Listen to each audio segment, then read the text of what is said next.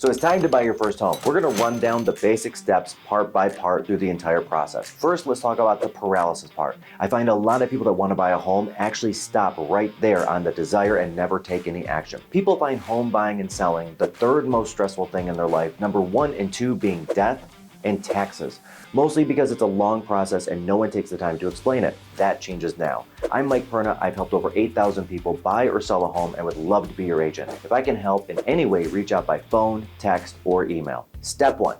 Just like dating, you're going to need to know what you're looking for. How many bedrooms do you want? How many bathrooms? A yard for your future dog? A pool? A finished basement? A 3-car garage? Make a list of the 10 want-to-haves in a home. And remember, just like in dating, if you skip this step and settle for less, you might end up in a relationship with a house that snores, aka it has squeaky floors or is next to train tracks. Joking aside, this step is essential. Skipping it or not thinking through it might leave you with a home that does not meet your needs. 80% of people that bought a home in 2020 or 2021 now have buyer's remorse because they did not do exactly that. Digging deeper, they got caught up in multiple offer situations and began to offer on everything instead of taking a pass on the ones that were close but not close enough to fit their needs and their future needs. So take that list of 10 wants in your next home, and if you're married, you should have 10 each and order them in order of importance. If it's just you, that top 5 or married top 3 each is the line in the sand. A home must have those 5 or 6 things no matter what, or skip making an offer on it. It's okay. You don't have to make an offer on every home. This is going to help make a more emotional decision of buying a home a much more logical decision. Also, it'll help me save you time and guide you correctly. If a home only has 3 of the 6 things that you really want in a home, I'm gonna bring it up and be like, hey guys, are you sure this is the one? It's missing this and this and this and this. And fast forward 6 months, and what does it look like in this home? Are you okay missing out on this? Step 2 is figuring out your finances. What's your budget? How much are you paying now in rent or your current mortgage? How much more are you okay with? What do you need to cut out of your lifestyle to get that? And are you okay with that? Will it take away from retirement contributions, kids' college fund contributions, too much taken out from vacations, or just experiences like eating out? Everything in life comes at a cost, and you can only spend $1 once. If you skip this step or don't pay enough attention, you may end up with a home that you can't afford, or worse, you don't want to afford. Mortgage companies will pre-approve you for more than you really want to afford. They do this every day and all the time. So pay attention to that monthly payment and how that impacts your life. Step 3, how much money do you need to bring to closing? Different loan programs have different requirements in both closing costs and down payment. With VA loans, you can go as low as 0 down, conventional as low as 3%, FHA 3.5%, and on up to a 4-unit property. And that's another video for another day. Anything less than 20% down and you're going to be paying PMI or primary mortgage insurance, or between $50 and $200 extra per month on top of the interest and the principal payments, depending on the loan type and the amount in mortgage insurance. If you're using the Google Mortgage Calculator, add $100 to it as a rule of thumb just to cover the PMI. Here in Michigan, because we prepay our taxes and we don't post-pay our taxes, we're going to have to reimburse the seller for the taxes they paid but have not used yet, and fill up our escrow accounts for the mortgage company. So whatever the taxes are, expect to bring a full year's worth to the closing. And there are some other fees as well, like the appraisal, the credit report, underwriting, processing, etc. Assume 2 to 4% of the purchase price for the closing fees. So for a $300,000 home purchase with a 3% down conventional mortgage, it's going to be about $15,000 give or take coming to the closing table. Hire a real estate agent, someone like me. But for real, hire somebody that can be an advocate for you, and I'll define it. When I'm hired as an agent to represent someone as a buyer, I'm of course working to get them the best price, but also the best terms.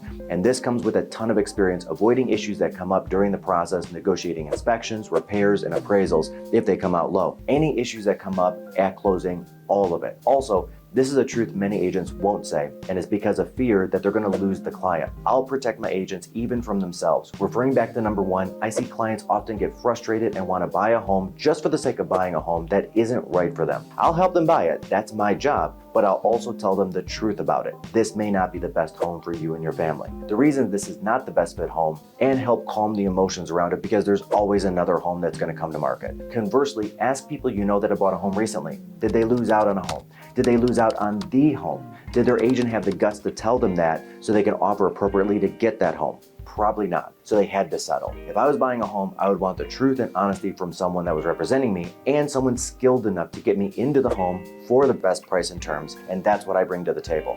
Also, if you're not in Metro Detroit and not in my area, look at Google reviews and Zillow reviews. Zero does not necessarily mean good, and of course bad reviews means bad service. Google the name of the person with the words real estate or realtor after it, like this with me that I'm showing on the screen now. Reviews should come up immediately. Lack of reviews is a red flag.